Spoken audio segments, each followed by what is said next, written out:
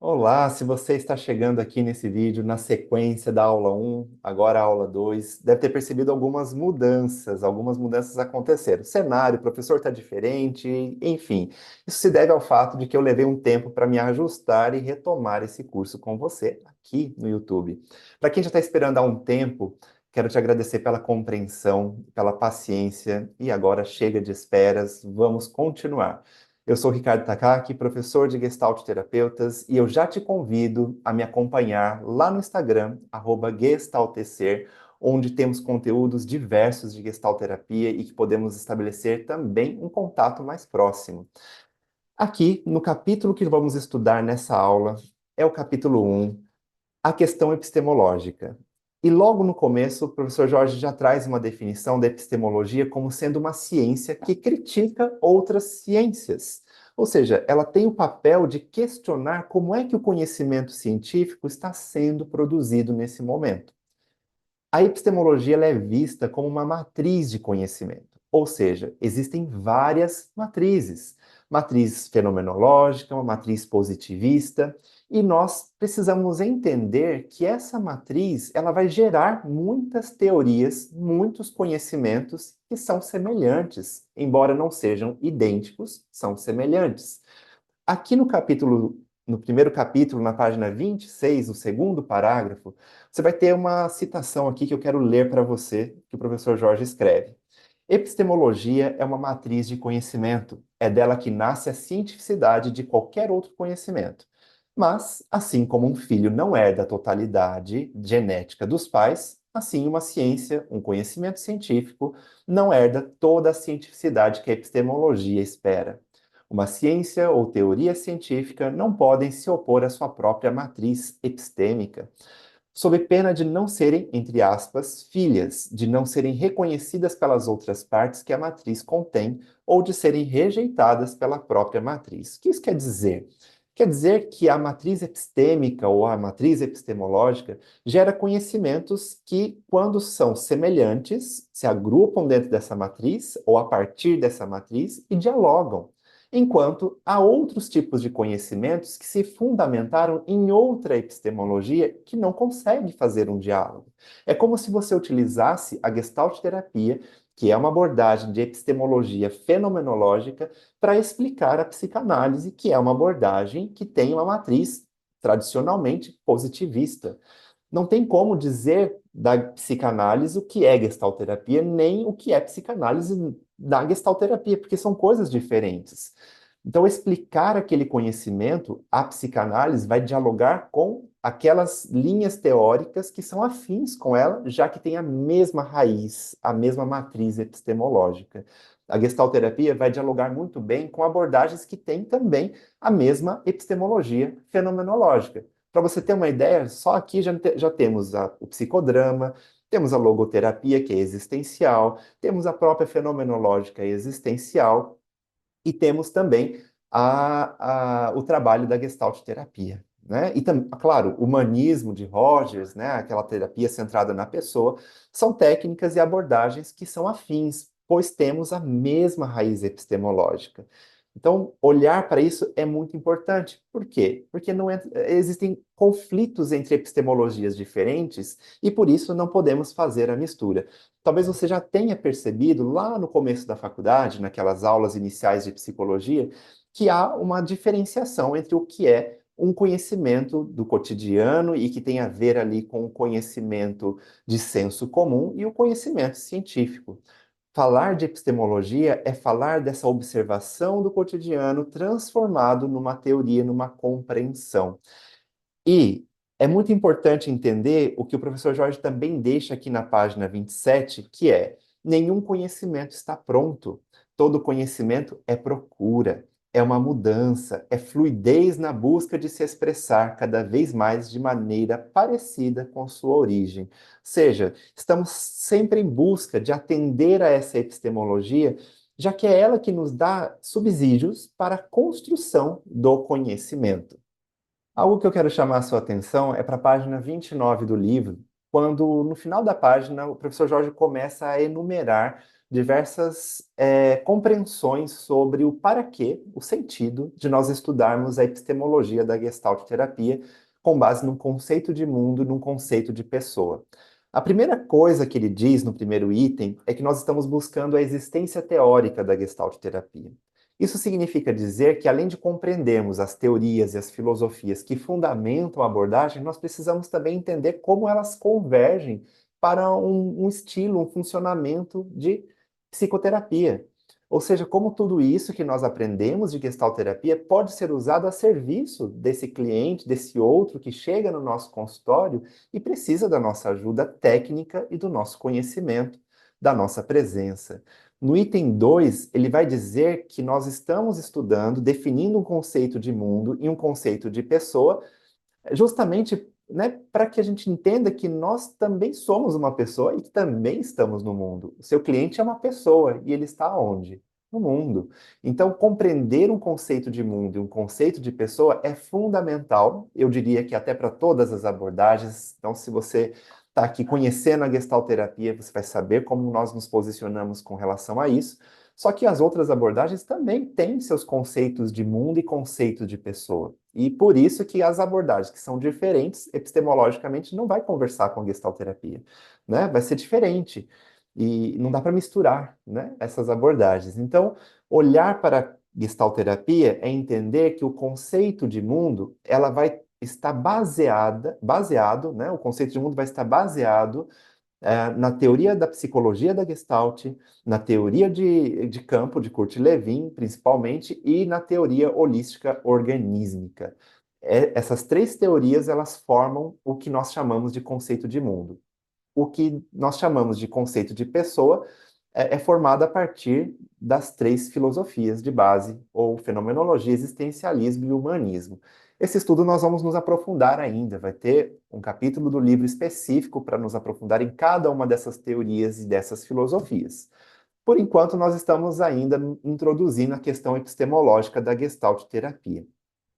O professor Jorge vai afirmar no item 4, já na página 30, que do conceito de mundo emana o que é a Gestalt terapia. Ou seja, se você quer explicar para alguém o que é a Gestalt terapia, você pode buscar essas informações na psicologia da Gestalt. O que é a Gestalt terapia? O que isso tem a ver com psicologia da Gestalt? A Gestalt terapia, ela busca solução de problemas, aprendizagem e trabalha a percepção. São os três fundamentos da psicologia da Gestalt que nós herdamos. Então você pode olhar para as teorias de base, onde está o conceito de mundo, e explicar para a pessoa o que é a Gestalt terapia, né? Ao mesmo tempo, o conceito de pessoa emana o como a Gestalt terapia funciona. Por exemplo, nós temos no humanismo uma postura de olhar para o cliente e entender, crer que ele tem potencial de transformação, que ele tem talentos, habilidades e algo a ser desenvolvido. Uma postura fenomenológica que suspende valores e olha para o cliente e trabalha com ele fazendo perguntas. Ou seja, nós entendemos que a partir do conceito de pessoa, nós entendemos também como é que a Gestalt terapia funciona. Então, basicamente, aqui no item 5, ele vai dizer que o conceito de mundo expressa, né, então, o que é a Gestalt terapia. E aí, no item 6, ele vai reafirmar que, no conceito de pessoa, o como ela funciona, tá? Em seguida, no item 7, ainda falando sobre essa estrutura teórico e funcional da Gestalt terapia, vai acrescentar, professor Jorge, aqui mais uma coisa muito importante. Embora tenhamos um conceito de pessoa, um conceito de mundo, teorias e filosofias de base, tem um terceiro elemento nessa situação que nós não podemos ignorar, que é você aí, a sua subjetividade. A subjetividade do próprio psicoterapeuta, do cliente e da relação terapêutica no aqui e agora. Aquilo que acontece numa sessão de terapia está muito além das teorias. E isso é algo que nós precisamos ter sempre em mente. Eu te digo, gestalterapeuta, dentro de você tem muito mais do que teoria. E precisa que venha essa autenticidade da pessoa que você é, da sua subjetividade, até para que o seu cliente olhe para você e também possa ser autêntico. Isso é um assunto para muitas aulas, tem algumas lives que eu já falei sobre isso, você pode também e se aprofundando comigo nesse assunto. Agora, a relação terapêutica é fundamental, já que nós somos seres de relação. Nós, na Gestalt terapia, temos uma visão de que talvez, se eu pudesse pensar no núcleo da abordagem, é a relação. Como eu me relaciono comigo, com o mundo, como eu me relaciono com as pessoas, como é que eu me relaciono com a natureza, como é que o seu cliente se relaciona com você na sessão de terapia, como é que ele faz isso com a família, com os amigos, com o mundo que o cerca e como ele faz isso com ele mesmo. Então, essa relação entra como um terceiro elemento que une todos esses conceitos de pessoa e de mundo e que nos traz aquilo que eu gosto de dizer que é artesanal na Gestalt terapia. Além das técnicas, dos experimentos, das teorias, nós temos algo que é muito artesanal, que é essa relação que acontece, que você constrói junto com o seu cliente. Por isso, cada caso, de fato, é um caso. Então, você precisa ter conhecimento teórico, você precisa aprender a aplicar esse conhecimento, porque sem aplicação de conhecimento não serve de nada. E aí sim, dentro dessa técnica, desse conhecimento, também permitir que a relação terapêutica aconteça. E isso já resume um pouco do que está dito no item 8 também. E no item 9, o professor vai trazer para a gente que isso tudo que eu estou dizendo aqui se resume num conceito dentro da Gestalt terapia também chamado de contato. Para que esse contato aconteça, você, como pessoa, precisa estar presente na terapia. Precisa de presença, precisa desse cuidado, desse interesse em cuidar daquela pessoa que chega para atendimento com você, para que essa presença e esse cuidado desemboquem no que a gente chama de encontro. O encontro não necessariamente significa que você precisa ter toda a afinidade do mundo com aquela outra pessoa ou com o seu cliente. Não tem problema que sejam diferentes, é até bom muitas vezes que a diferença te toque para que você entenda também os seus pontos que precisam ser melhorados. Então, o encontro ele acontece nesse momento em que você também se permite ser incluso nesse mundo, né? O conceito de inclusão é você também se permitir ser atravessado por aquilo que acontece na relação terapêutica. Olhar para o seu sensório afetivo, para os seus sentimentos, para a sua experiência emocional enquanto você está atendendo. Então, o gestalterapeuta, ele não vai trabalhar só com a mente, cognitivamente, ali lidando com técnicas, experimentos. O manejo clínico vai passar também pela sua experiência enquanto pessoa, sendo terapeuta daquele cliente. Então, olhar para isso é fundamental. E aí, o professor caminha aqui conosco no item 10, no item 11 e no item 12, trazendo uma compreensão de que toda teoria ela vai apresentar, ela vai expressar a vivência do autor que a construiu. Então, qualquer um dos autores que você estude, seja na gestalterapia ou na psicologia geral, sempre eles vão trazer o seu ponto de vista, a sua experiência com aquele conhecimento, aquilo que ele está construindo. Isso significa que o conhecimento sempre vai ser incompleto. Não tem fim. O conhecimento é aquela metáfora da ilha. Quanto você mais chega próximo, parece que mais ela se expande, como o horizonte. Quanto mais você olha para o horizonte, quanto mais você caminha na direção dele, mais parece que está distante. Então, o conhecimento não tem fim. Por isso, eu vou te dizer uma coisa aqui que eu já ouvi de muitos professores meus, e eu afirmo isso para os meus alunos: estudar, conhecer não acaba. Principalmente para nós, psicoterapeutas, não dá para parar de estudar. É estudar e estudar e estudar e principalmente buscar formas de aplicar esse conhecimento, né?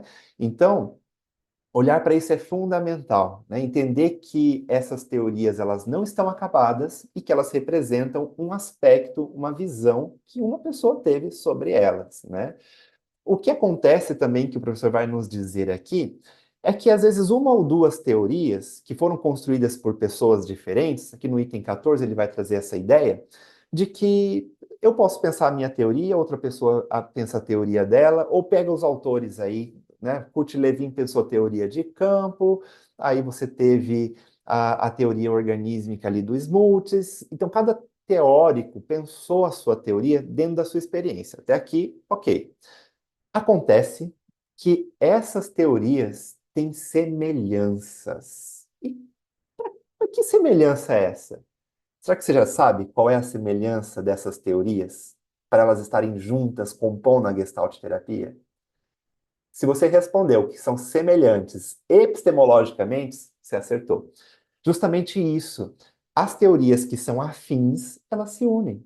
Então, a Gestalt terapia não é um emaranhado de teorias ou uma salada de teorias e filosofias. Muito pelo contrário. São teorias muito bem pensadas, epistemologicamente afins e que, unidas, trazem para nós infinitas possibilidades de trabalho.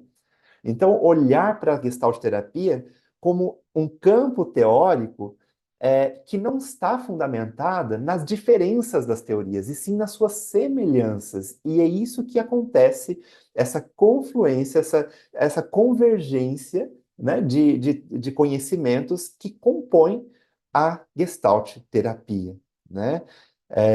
Então, são vários desses conceitos que vão sendo desenvolvidos a partir da teoria. Então, temos uma epistemologia.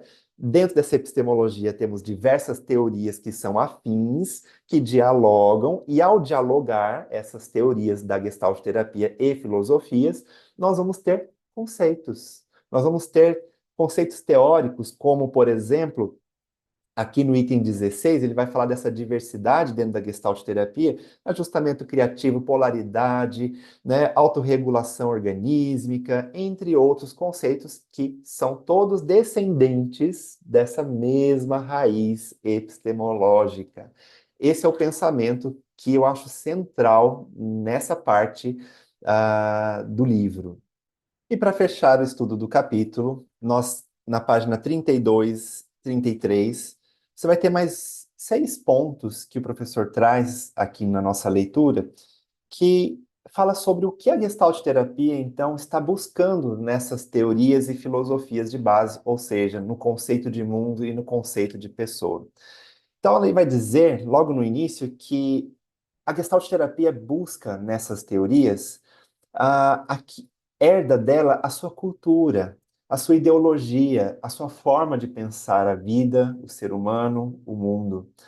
Também a gestalterapia vai incorporando essas teorias de forma que você possa ter numa terapia, num atendimento, numa técnica, num recurso terapêutico, a mesma visão que essas teorias tiveram. Eu dei o exemplo da psicologia da Gestalt, o conceito de figura e fundo, de percepção, além de olhar também para essa relação que nós estabelecemos com o mundo através da percepção, da busca por solucionar problemas e também questões de aprendizagem. Mas se fala assim, mas cara, interessante, isso é um estudo que de fato a psicologia também por um bom tempo se dedicou. Mas como é que é isso no consultório? Quando nós falamos, por exemplo, de psicologia da Gestalt, que nós herdamos conceitos dentro da Gestalt terapia, e isso é aplicado no consultório, vamos falar, por exemplo, de figura e fundo. Figura e fundo é um conceito que diz o seguinte: se você está olhando para esse vídeo agora, está me vendo, olhando para os meus olhos, você está me vendo, eu sou figura para você. O meu cenário é fundo.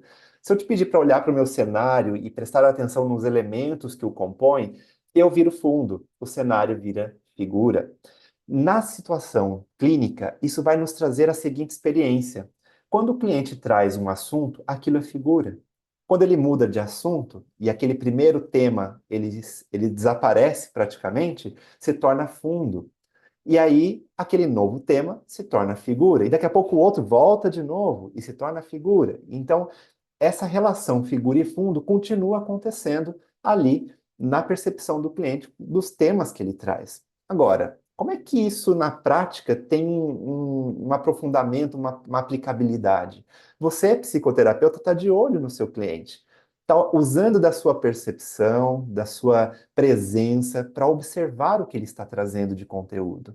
Na medida em que ele muda, figura e fundo, traz um tema, volta para o tema, traz outro tema, volta para o tema inicial, ele vai durante a sessão muitas vezes transitando entre assuntos. Se você pergunta para ele, olha, você falou de assunto um, 2, 3 e 4, qual a conexão entre eles?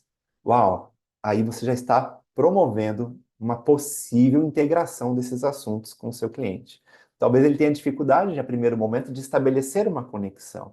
Então, qual seria essa conexão? Se você puder imaginar uma conexão entre eles, qual seria? né? Ou se você pudesse escolher entre esses temas que você trouxe, tema um, 2 e 3, qual deles você sente que mexe mais com você nesse momento, para que a gente possa aprofundar?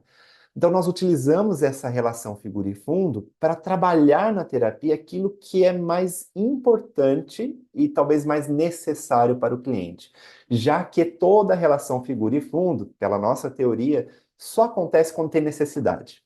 Então, a necessidade organísmica, que aí envolve o psiquismo, envolve tudo que nós somos, é que faz o fenômeno figura e fundo acontecer.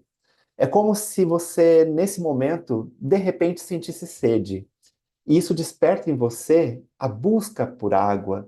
Essa água se torna cada vez mais figura, na medida em intensamente figura, definidamente figura, na medida em que a sua sede aumenta. Então, isso também acontece nos temas da terapia.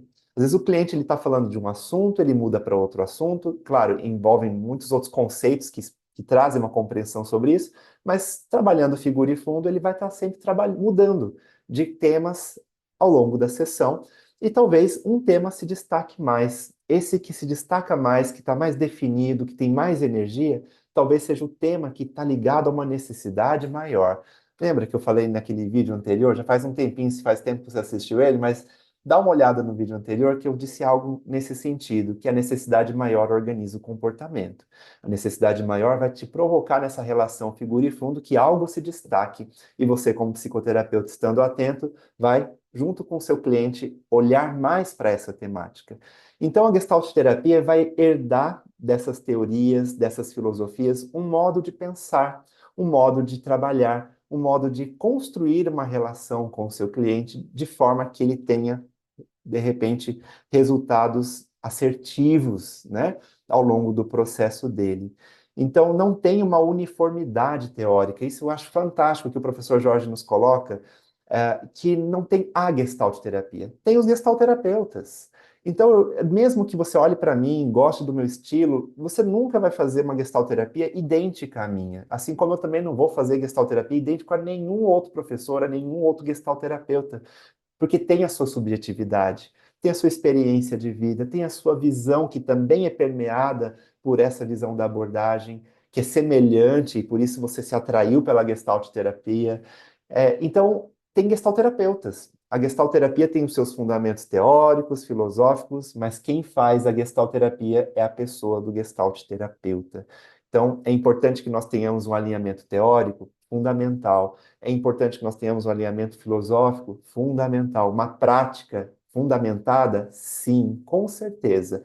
Agora, lá na hora de aplicar a gestalterapia, além de ter tudo isso com você, você vai precisar cada vez mais se permitir fazer a seu modo, respeitando esses princípios a seu modo, e aí é aquilo que nós chamamos de estilo pessoal do gestalterapeuta.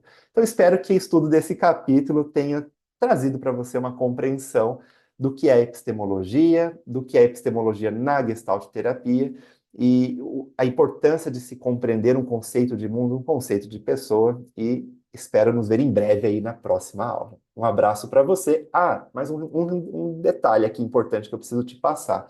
Embaixo do vídeo você vai ter uma descrição com todos os possíveis cursos e eventos comigo, além de você poder acessar o Spotify, onde você vai ter acesso a algumas reflexões em áudio, o próprio perfil do Instagram, onde eu estou sempre interagindo com os meus seguidores, também os cursos que você tem disponível do Gestaltecer, para que você possa se aprofundar nos estudos, vir estudar comigo, cursos ao vivo, encontros ao vivo, cursos gravados, assim como esse, de uma metodologia um pouco diferente, porque aqui estamos estudando um livro, mas temos outros cursos também. Eu te convido a conhecer. Todos os links estão embaixo aqui na descrição do vídeo. Espero que você tenha gostado. Já deixa o seu like aqui para mim.